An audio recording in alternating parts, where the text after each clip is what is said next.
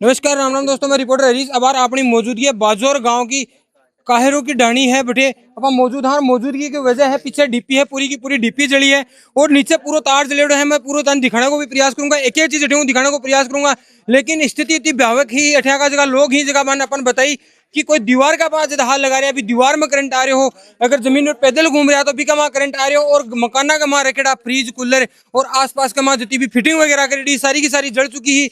और अठेगा जगह लोग ही वहाँ बातचीत करने को प्रयास करेंगे, लेकिन स्थिति बहुत भयावह ही और तन नजर भी आ रही होगी पूरी की पूरी डीपी जलेड़ी है। हाँ यार हाथ पका मैं दूध नहीं सी लाग रही है यार हाल यहाँ चालू गुंजारे और बढ़त सी लाग रही है यार। तो करंट क्या है वो काहे करा थे? मैं देखिए एकदम से मैं तो भाग रही है बारह देखी मैं खुद को क्या कोई हो मन कौन करो भाई डीपी झूप रही है। मैं एकदम से देखी भाई खुद को क्या तो मैं देखा जब दीवार का हाथ अड़ गया।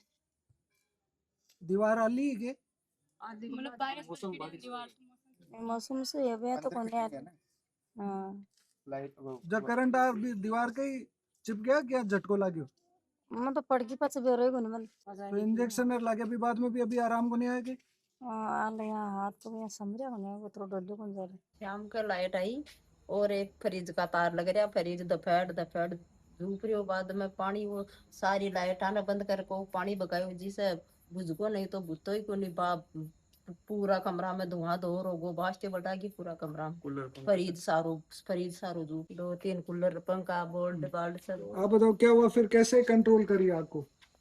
वो लाइट में लाइट कट गई थी तो यहाँ से हमारे यहाँ तार तार टूट गया। फिर मैंने यहाँ से मेन स्विच ऑफ करके फ्रिज का तार निकाल के इस पे पानी डाला कि ये जल गया, इसके वायर वुयर सब जल गए।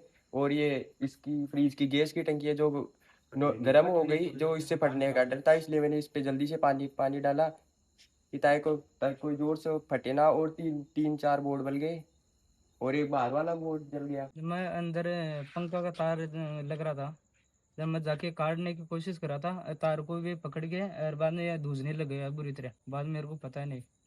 एक बार आपका हाथ भी दिखा दो, ये देखो हाथ की स्थिति यहाँ पर। तो आपको पहले से पता था कि अभी लाइन टूट गई है, फॉल्ट हुई है, या आप बस पंखे का तार निकाल रहे थे उस वक्त करंट आ गया?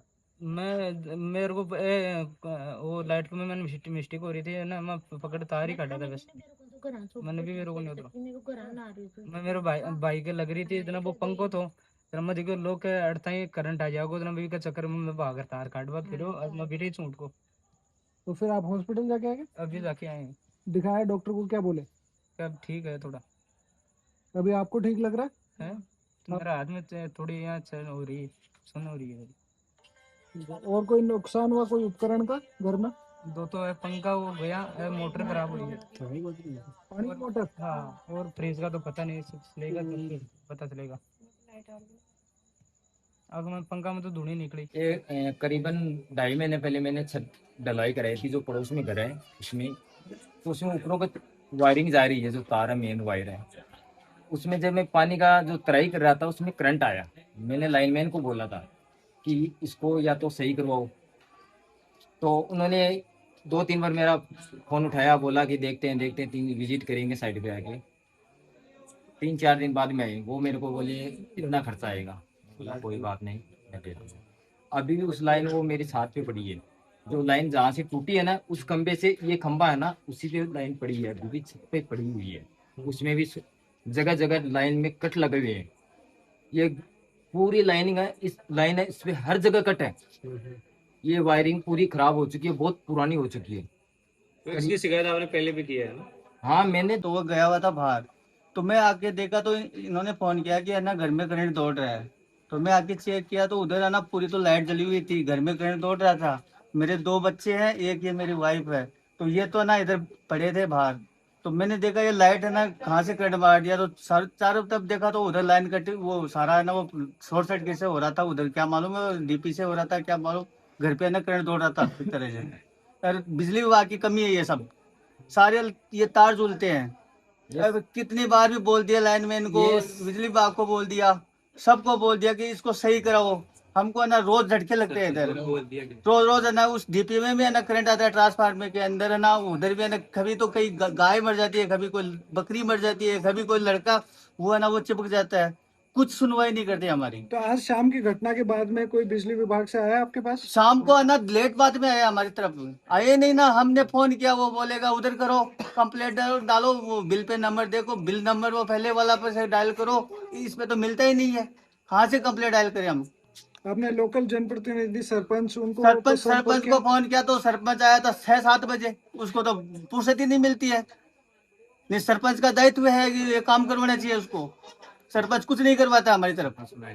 तो आपके घर में जैसे हमने देखा है तो कि देख, आपने सारे देखा, सारे जितने भी उपकरण है वो भी लगभग जल चुके जल हैं, चुके हैं, और पता चल चुका है मेरा। वायरिंग आपकी नई हुई है इस घर में, हाँ। वो सारी जल चुकी है। जल चुकी है, वायरिंग जल चुकी है। मेरे तो है ना इसमें लगभग 1 लाख 2 लाख रुपया खर्चा हो गया। सरकार देगी, कौन देगा मेरे को मुआवजा? मैं थोड़ी घर से भुगतूंगा। मेरा सारा ना ये नुकसान हो गया, तो ये इसका दायित्व कौन लेगा, ये बताइए मेरे को। और मेरे पड़ोस के अंदर है एक लेडीज, वो चिपक गई, उसको है ना कितना हुआ है, उसको रेफर किया गया शिकार, तो उसकी जान हानि नहीं हो सकती क्या इधर? इतना हाई वोल्टेज ये करंट था, तो हमने देखा कि रोड के ऊपर भी गड्ढे पड़ चुके हैं। हाँ, तो कितना ज्यादा प्रेशर रहा तो होगा? प्रेशर तो बहुत रहा होगा। मैं तो थोड़ा बाहर बैठा था, मालूम नहीं था, अगर मैं भी जल इसके अंदर झूल जाता। अगर ये है ना मेरे बच्चे तो बालक है, एक 4 साल का, एक 10 साल का है, वो पढ़ने वाले बच्चे हैं, उनका कुछ हो जाता तो मैं क्या करता? फिर सरकार मेरे को दे देती, उनको बच्चे ब्याह मेरे को कुछ कर देती।